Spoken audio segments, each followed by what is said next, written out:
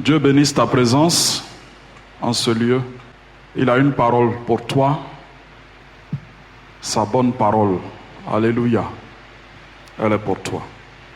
L'expérience de la vie sur terre n'est pas toujours une expérience de joie débordante. L'expérience de la vie sur terre n'est pas toujours une expérience de vie abondante. C'est un constat implacable qu'on est obligé de faire au fur et à mesure que nos jours augmentent sur cette terre. Au fur et à mesure qu'on avance en âge, on est obligé d'arriver à cette conclusion. La vie sur terre n'est pas toujours joie débordante, vie abondante. Quand on est enfant, on est insouciant. Mais au fur et à mesure qu'on grandit, on découvre que la vie est difficile. Cependant, tout n'est pas mauvais sur cette terre.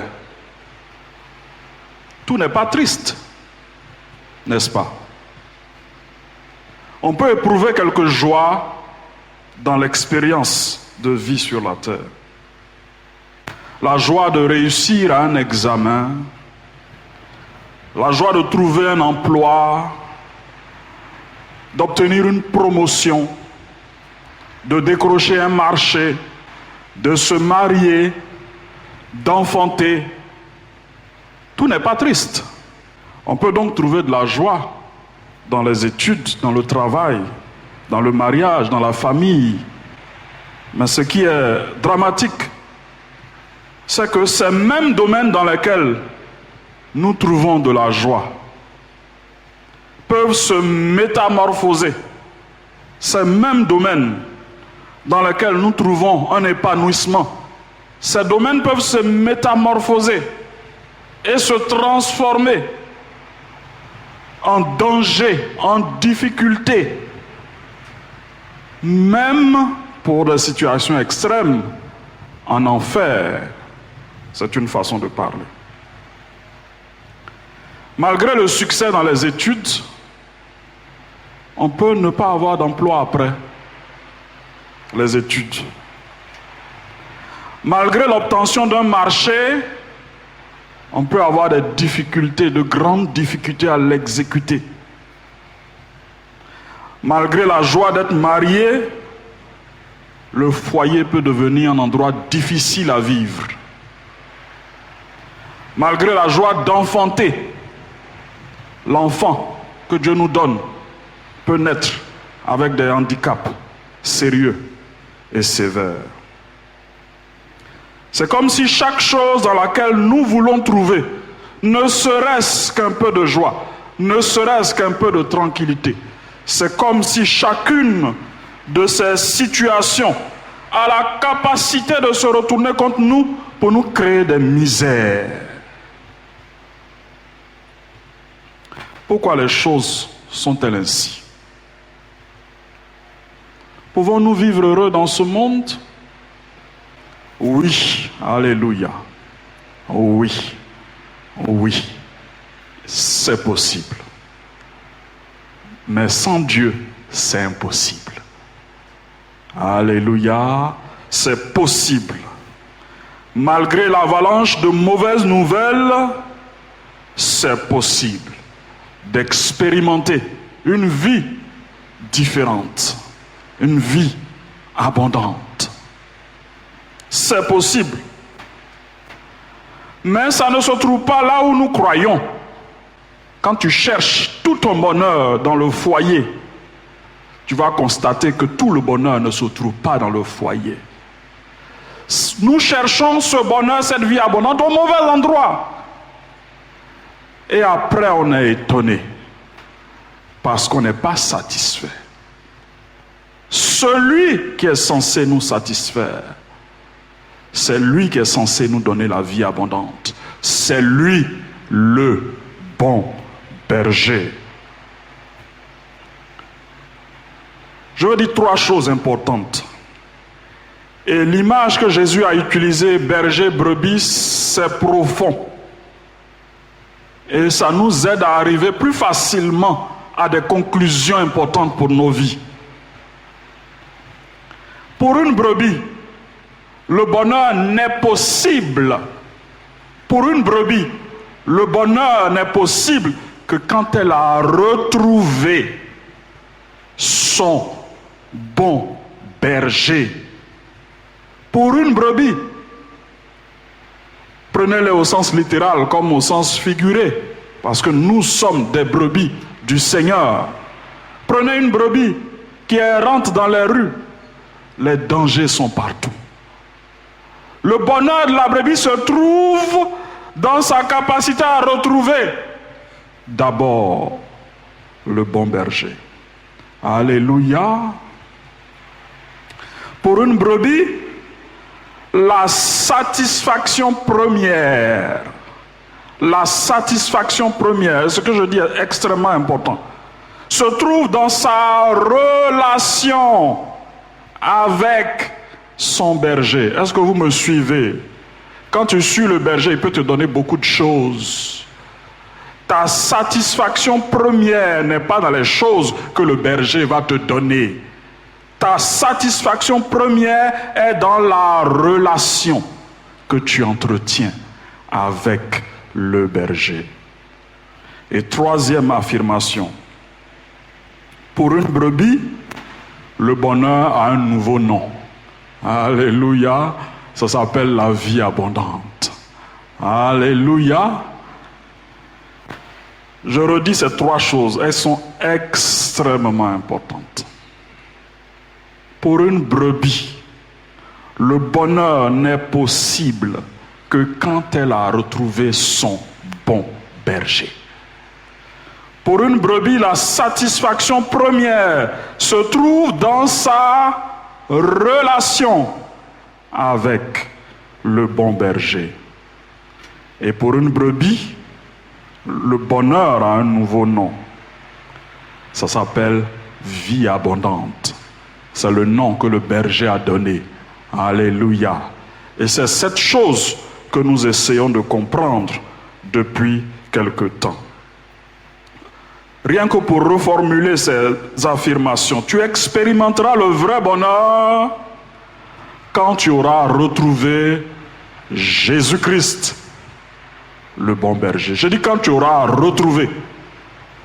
Je ne suis pas en train de dire forcément quand tu te seras converti. Je dis quand tu auras retrouvé.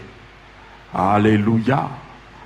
Parce que tu peux être converti et ne pas avoir retrouvé ton bon berger. Tu l'as laissé d'un côté pour avancer avec tes propres yeux, avec tes propres analyses, avec ta propre façon de vivre ou de voir la vie. Tu expérimenteras donc ce vrai bonheur quand tu auras retrouvé le bon berger qu'est Jésus-Christ. Tu expérimenteras le vrai bonheur quand tu le chercheras premièrement.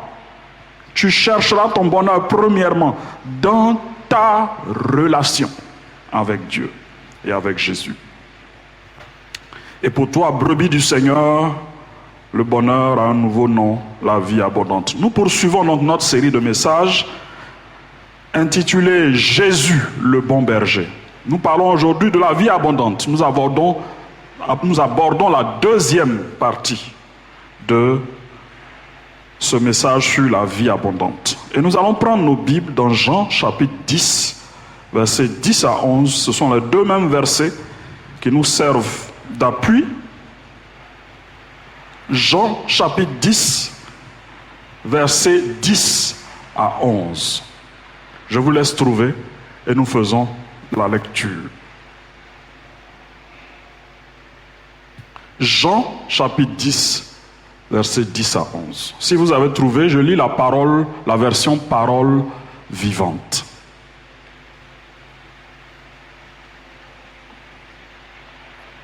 Le voleur vient seulement pour voler, pour immoler et pour faire périr. Moi, je suis venu pour donner la vie aux brebis, une vie surabondante. Je suis le bon berger. Le berger sacrifie sa propre vie pour ses brebis. Il est prêt à mourir pour les sauver. C'est la parole du Seigneur. Et nous prions. Seigneur, tu es notre berger. Tu es notre bon berger. Je veux te prier ce matin afin que, pendant que ta parole est partagée, les cœurs s'ouvrent à la vérité de ta parole. Les cœurs s'ouvrent à une relation vraie et profonde avec Jésus. Les cœurs reviennent à Jésus, totalement, entièrement, sans compromission.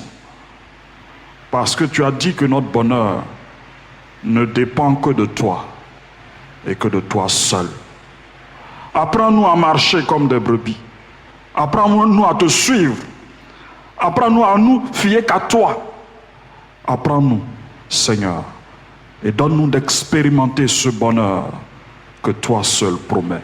Cette vie surabondante qu'on ne trouve qu'en ta présence. Merci de nous faire du bien pendant que nous échangeons sur ta parole au nom de Jésus. Amen. Amen. Nous voulons toucher 2 points. D'abord, une nouvelle définition de la vie abondante. La dernière fois qu'on en a parlé, on a essayé de définir. On va voir une nouvelle définition de la vie abondante. On va ensuite voir ce que comprend la vie abondante, ce qu'il y a à l'intérieur, son contenu. Parce que ce n'est pas vide de contenu, ce n'est pas juste une notion vague comme ça. Il y a un contenu. Alléluia, et c'est ce que nous allons découvrir. Parlons d'abord d'une nouvelle définition de la vie abondante. Nous avons déjà parlé de la vie abondante comme d'une vie de qualité supérieure. Une vie de qualité supérieure. Qu'est-ce qui donne la supériorité à cette vie abondante en termes de qualité? D'abord, il y a le fait que la mort n'a pas la capacité d'arrêter cette vie, de mettre fin à cette vie. Cette vie abondante est une vie éternelle. Même la mort ne peut pas interrompre cette vie, parce qu'elle se poursuit dans une éternité glorieuse pour les enfants de Dieu. C'est cela la qualité supérieure de vie. Quand tu n'as pas cette qualité supérieure de vie, ta vie s'arrête. Ta vie s'arrête à ce qui est sur la terre. Parce que ce qui vient après ne peut pas être considéré comme une vie. Tu es séparé de Dieu. Tu es dans un enfer.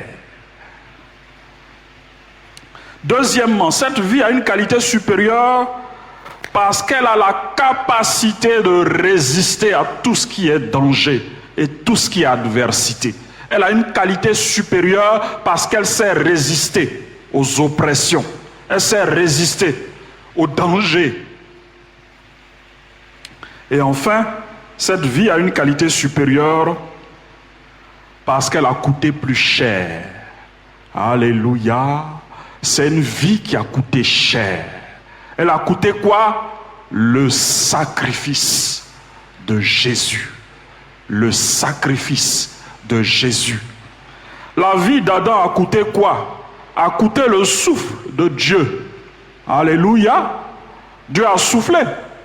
Et puis, il a commencé à vivre. Mais nous, la vie dont nous tirons bénéfice, elle a coûté quoi? Le sacrifice de Jésus. À cause de ce prix, nous avons une vie de qualité supérieure. Alléluia. Alors ça, c'est ce qu'on a déjà dit. La nouvelle définition que je vous propose est la suivante. La vie abondante est la vie que seul Jésus, le bon berger, donne. La vie abondante est la vie que seul Jésus, le bon berger, donne. N'attends pas de te cogner la tête pour te rendre compte de cette réalité. En dehors de Jésus, ils sont tous des voleurs. En dehors de Jésus, ils sont tous des mercenaires. De qui je parle? Je parle des hommes, je parle des femmes, je parle des systèmes religieux qui veulent diriger et conduire l'homme, mais qui n'ont pas la capacité de satisfaire profondément l'homme. Jésus, ce n'est pas moi qui dis, c'est Jésus qui dit, ce sont des voleurs. Ils viennent pour se servir. Jésus, lui, la marque de différence, c'est que lui vient pour se donner. Voilà comment tu vas reconnaître ton berger, ton bon berger. Alléluia. Alors, des hommes, des femmes ou des systèmes religieux qui cherchent à obtenir de toi, plus à obtenir de toi qu'à te donner, Jésus les appelle, ce sont des voleurs. Ils viennent pour arracher. Ils n'ont pas la capacité de donner quelque chose qui est vivant, qui va te donner la vie. Ils ne peuvent que t'arracher des choses. Des hommes, des femmes ou des systèmes religieux qui n'ont pas la capacité, et c'est là où le besoin de l'homme se situe, qui n'ont pas la capacité d'ôter la culpabilité de péché, qui n'ont pas la capacité d'ôter l'esclavage du péché, des systèmes, des hommes ou des systèmes religieux, des hommes ou des femmes qui n'ont pas la capacité d'enlever la misère que crée le péché, ne peuvent rien apporter. Malheureusement, ils ne peuvent rien apporter. Ils ne peuvent jouer qu'un rôle de voleur, prendre, mais ils ne peuvent pas donner ce dont l'homme a besoin. Je voudrais nous amener à lire une réaction que Jésus a eue vis-à-vis des leaders religieux de son époque, les pharisiens et les docteurs de la loi. Jésus leur a parlé, mais en des mots durs. Et puis, il parlait aux pharisiens, les docteurs de la loi. On dit, mais ce que tu dis là, tu ne trouves pas que c'est un peu dur? Et puis Jésus s'est tourné maintenant vers eux, les docteurs de la loi, pour dire encore une chose dure. Et c'est ce que j'aimerais vous lire. Luc chapitre 11, verset 46.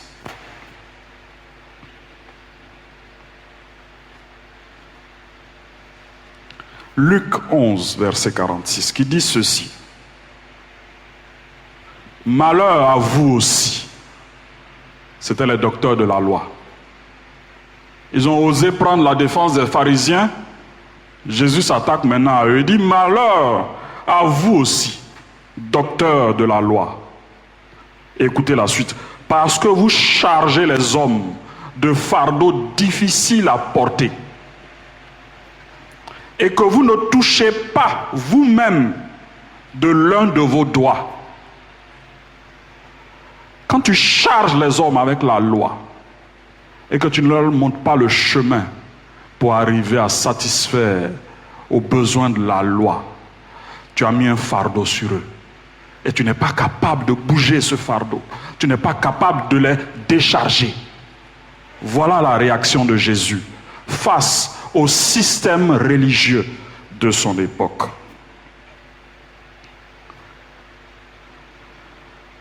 Alors j'ai entendu une fois ces paroles dans un chant. Vous devez certainement connaître ce chant. Le bonheur que tu cherches là, vous connaissez la suite? Ça dépend de toi. Voilà ce que les hommes chantent. Le bonheur que tu cherches là, ça dépend de toi. Je ne veux pas juger l'homme qui a écrit ça, mais je veux montrer le danger de se laisser conduire par de telles philosophies. Quand tu dis le bonheur que tu cherches là, ça dépend de toi, ça veut dire quoi? Tu es là, tu souffres, et puis il y a quelqu'un qui te propose le péché quelque part, qui va régler tes problèmes. Le bonheur que tu cherches là, ça dépend de toi, accepte seulement Accepte seulement ce qui est mauvais et puis tu vas voir que ça va changer ta vie. Attention. Attention à ce genre de philosophie. Tu es dans le foyer, les choses ne vont pas bien. Le bonheur que tu cherches là, ça dépend de toi. Mais cherche-toi. Tu fais quoi avec celui-là? Tu fais quoi avec celle-là? Voilà où ce genre de philosophie peut nous envoyer. Faisons attention. Le bonheur, le vrai bonheur que tu cherches là, ça dépend d'une seule personne qui s'appelle Jésus-Christ. Alléluia. Ça dépend de lui et de lui seul. Alléluia. Et c'est ce qu'il nous faut saisir. C'est comme si on disait à une brebis,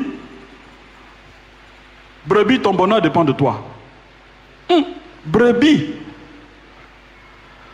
On ne se rend pas compte qu'on est brebis, c'est ça notre problème. On ne se rend pas compte qu'on est brebis, qu'on est faible. Qu'on est faible, qu'on est limité, qu'on est naïf, qu'on manque de sagesse. On ne se rend pas compte de ça. On ne se rend pas compte qu'on est brebis. Se rendre compte d'être brebis, là, c'est ça. Tu te rends compte de ta faiblesse. Tu te rends compte de ton manque d'intelligence. Tu te rends compte de tes infirmités, de tes limites. Et puis tu dis, j'ai besoin d'un berger, sinon ma vie ne sera pas heureuse. C'est ça. Donc, dis à une brebis que le bonheur de la brebis dépend d'elle-même. C'est un peu dangereux. Même s'il faut reconnaître que la brebis a une part à faire dans son bonheur. Mais si tu prends un chemin opposé à Jésus-Christ, ce n'est pas le bonheur que tu trouveras. Alléluia. Comment une brebis fait pour reconnaître son berger? Et c'est ce qui est fondamental dans ce que Jésus a dit. Jésus a dit que c'est par sa voix qu'on va le reconnaître. Alléluia. Ça, c'est plus pour la brebis. Celle qui est devenue brebis du bon berger. C'est au quotidien, tu as besoin de sa voix. Alléluia. Mais comment les autres font pour devenir brebis? C'est par une seule chose. Par un seul signe. Jésus a dit, le bon berger fait quoi? Donne sa vie pour les brebis. Je ne sais pas si vous avez déjà réfléchi un peu à ça.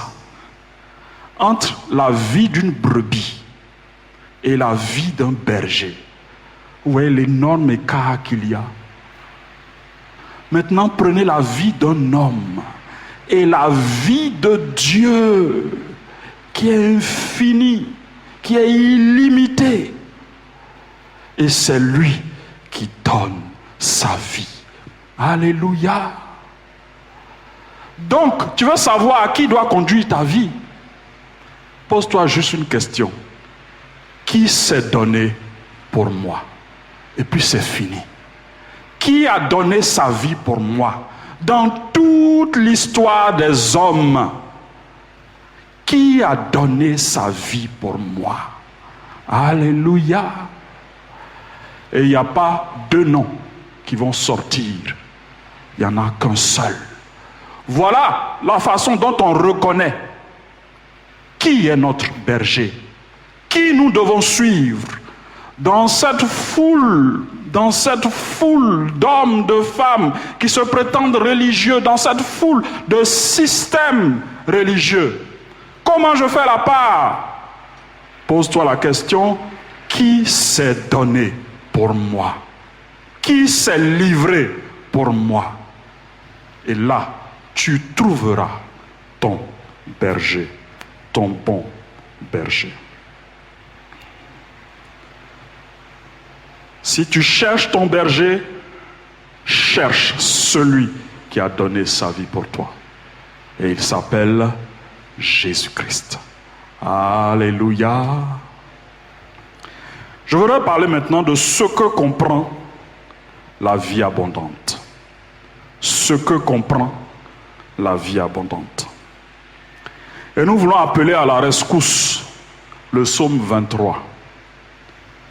Parce que c'est lui qui illustre bien, qui montre bien dans le détail ce que le berger fait quand il est avec les brebis.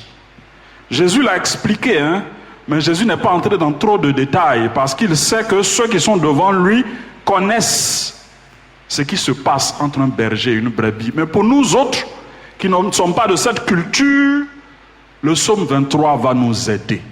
Et nous allons prendre le psaume 23 et nous allons le lire à la recherche de ce qui est censé faire partie de la vie abondante. La vie abondante comprend quoi? Quelles sont les choses qu'il y a à l'intérieur? Psaume 23. Si vous avez trouvé, je fais la lecture.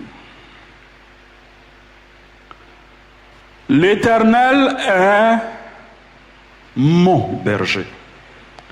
Je ne manquerai de rien.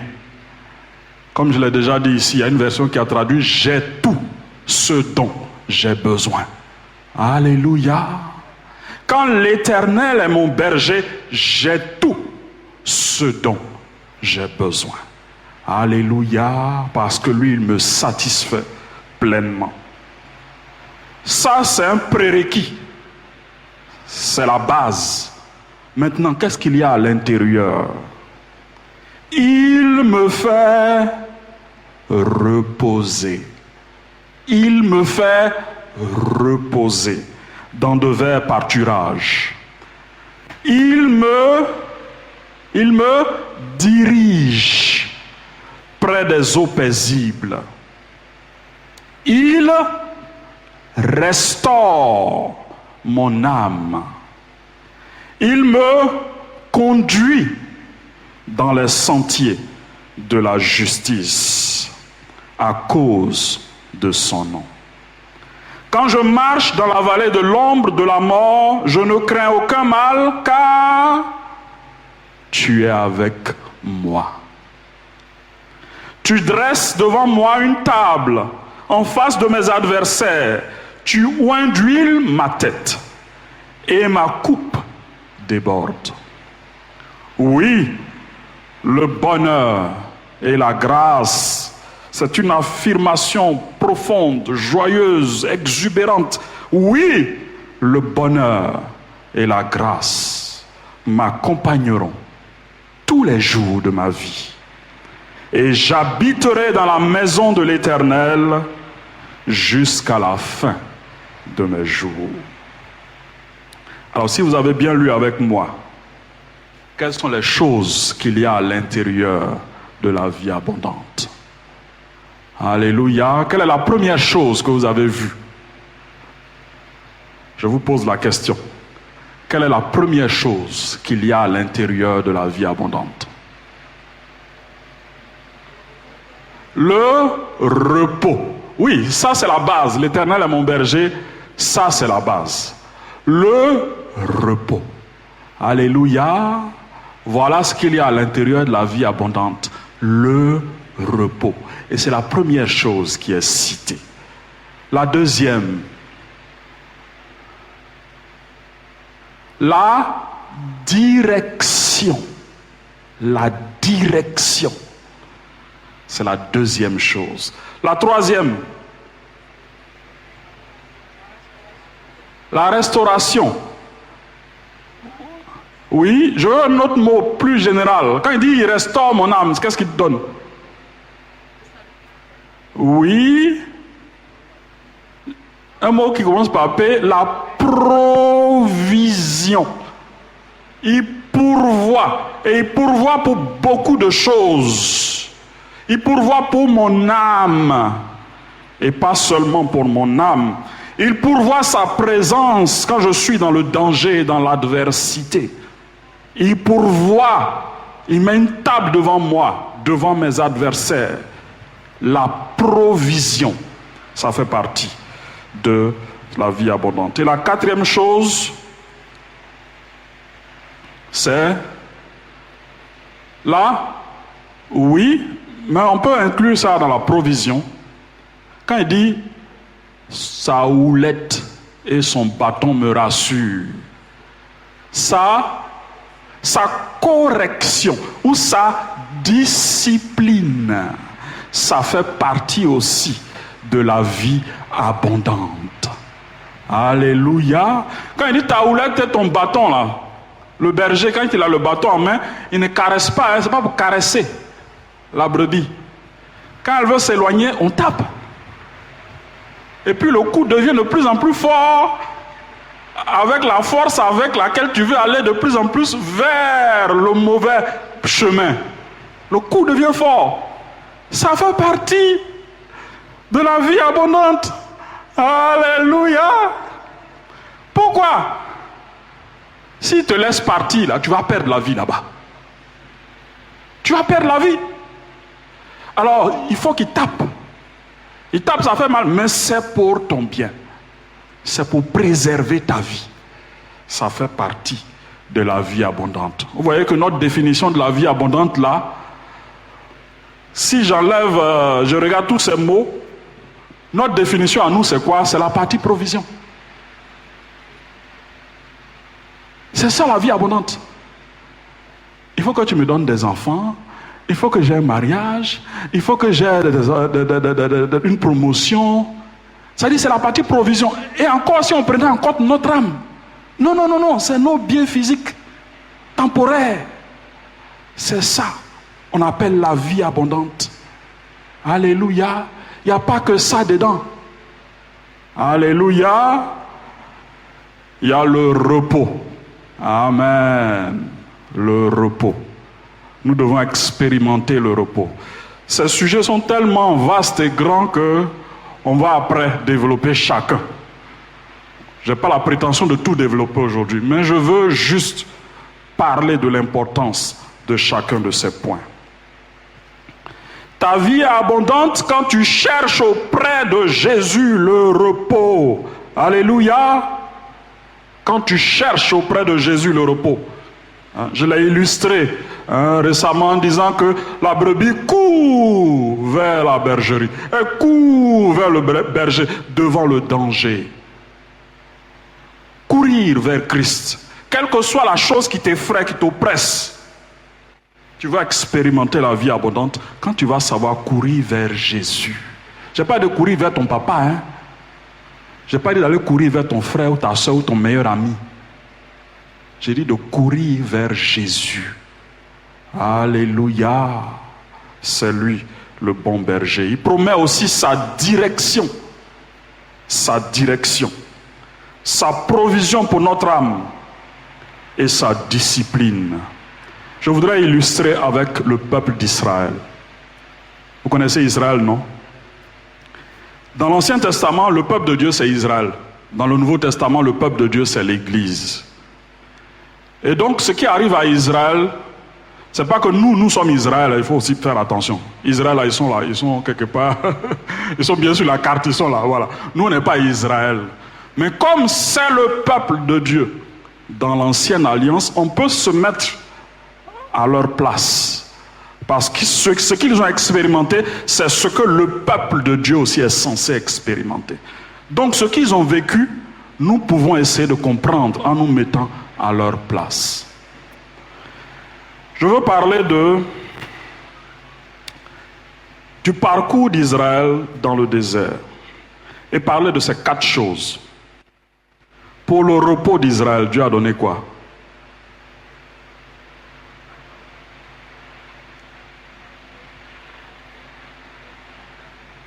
Un berger, oui, effectivement, c'est juste de le dire. Moïse a joué le rôle d'un berger pour Israël. Mais pour le repos d'Israël, il y a un seul mot qu'il faut donner. Le repos. Le 7e jour. Le sabbat. Dieu a donné le sabbat comme repos pour Israël.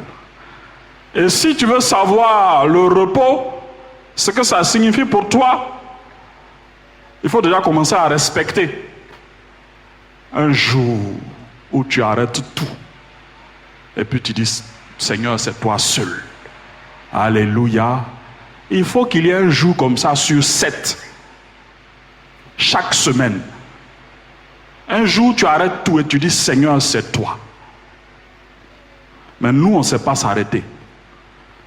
On va faire le travail depuis 6 heures, depuis lundi, et le même travail, on va l'envoyer le dimanche. Alors que le sabbat nous impose de nous arrêter. Quelle que soit la pression, il faut s'arrêter.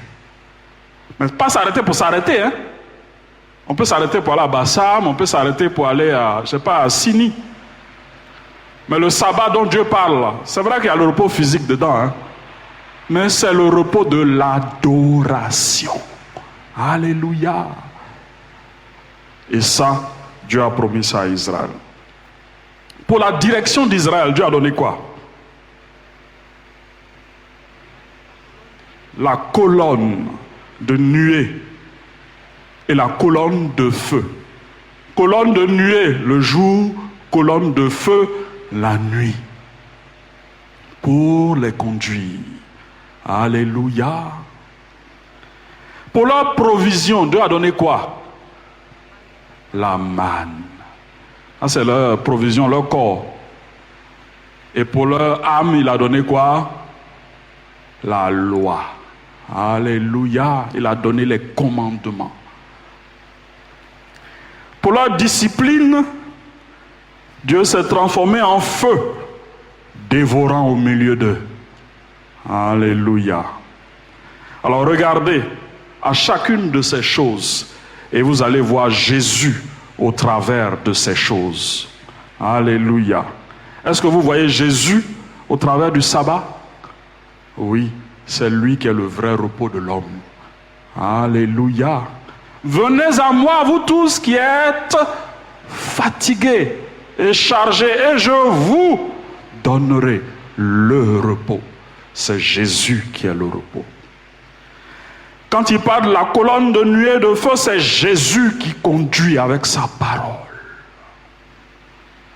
Quand on parle de la manne, Jésus est le pain vivant descendu du ciel.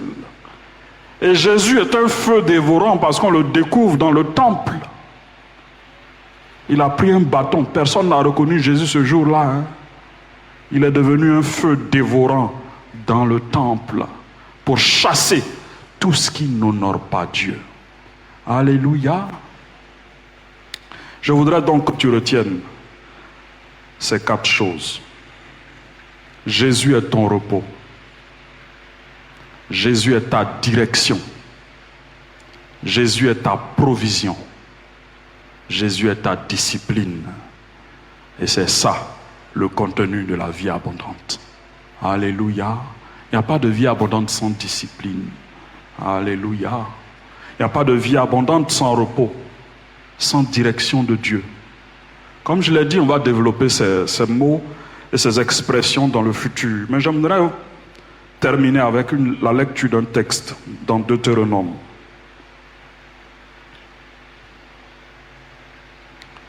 Deutéronome chapitre 8. Écoutez bien, hein? Écoutez bien. Deutéronome, c'est le renouvellement de la loi. Il faut bien comprendre la raison d'exister de ce livre. Quand vous lisez Deutéronome, il n'y a presque rien de nouveau. Quand vous avez lu de la Genèse jusqu'à Lévitique, hein, Exode, Lévitique, Nombre, voilà. Quand vous prenez Deutéronome, il n'y a rien de nouveau. Deutéronome, ça a été écrit pour la nouvelle génération. Dieu a dit que tous ceux qui avaient douté là, ils allaient périr. C'est pourquoi il y a eu 40 ans dans le désert, pour que cette première génération meure. Maintenant, quand la deuxième génération s'est levée, c'est-à-dire quand leurs enfants ont grandi, c'est à eux que la loi a été redonnée une nouvelle fois. C'est à eux que Moïse a parlé une nouvelle fois dans le livre de Deutéronome. Je lis chapitre 8 et suivez attentivement. Dieu parle à ton cœur ce matin et au travers de ses paroles.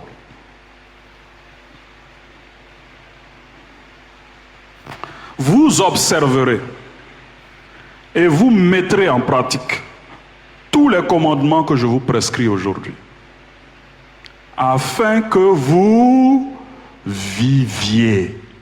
Afin que vous viviez. On parle encore de vie. De vie. Je ne peux pas dire abondante parce que c'est Jésus seul qui donne ça. Que vous multipliez et que vous entriez en possession du pays que l'Éternel a juré à vos pères. Souviens-toi, et ça, écoute bien, c'est pour toi que Dieu est en train de parler là. Souviens-toi.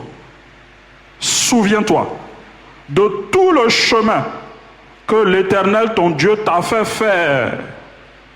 Tu n'es pas Israël, hein, mais il y a un chemin que ta vie a pris. Dieu dit, souviens-toi.